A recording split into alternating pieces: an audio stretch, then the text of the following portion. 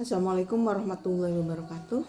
Jumpa lagi dengan saya Priasti Widiani, mahasiswi semester 3 Program Studi Magister Pendidikan Dasar Universitas Terbuka.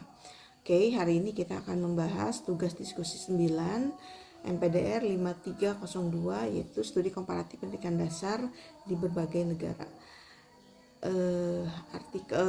Tugas 9 kali ini kita akan membahas materi pengayaan sesi 9.1 dan 9.2. Oke, baiklah, kita masuk ke poin yang pertama.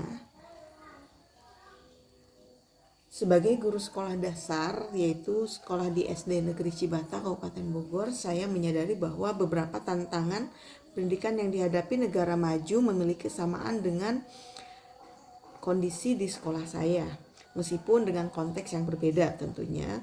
Salah satu isu yang masih relevan adalah kesenjangan pencapaian akademik di antara siswa. Meskipun latar belakang sosial dan ekonomi di negara maju dan di Indonesia memiliki perbedaan, faktor keluarga dan wilayah geografis tetap berpengaruh terhadap prestasi siswa.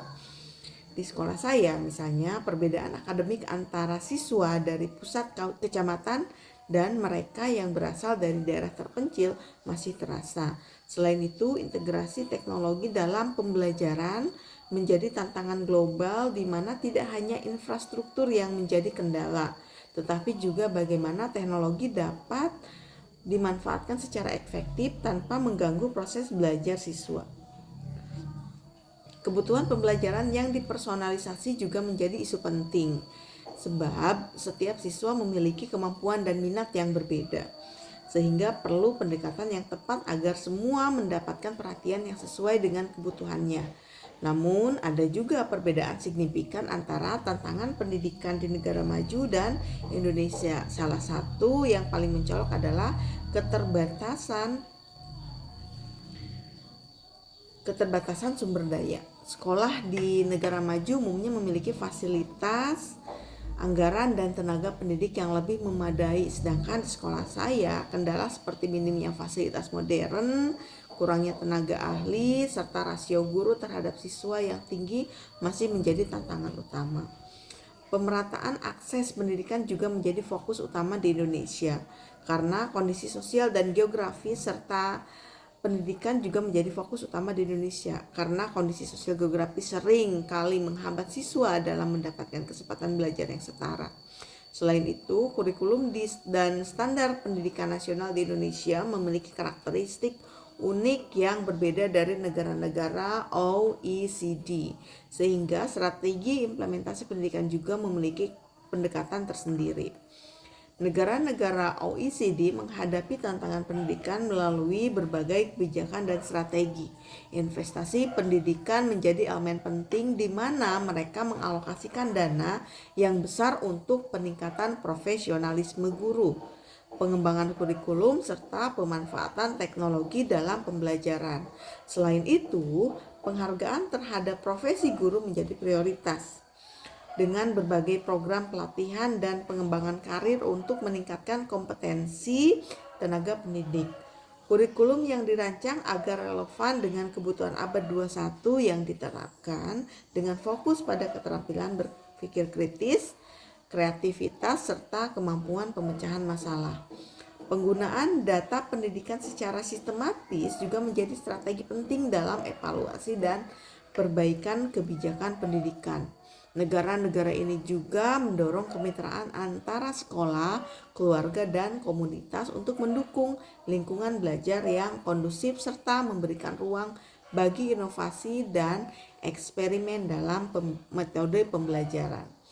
Poin yang kedua yaitu artikel yang membahas tantangan pendidikan di negara maju memiliki hubungan erat dengan modul 7 BMP MPDR 5302 yang membahas perbandingan sistem pendidikan di berbagai negara.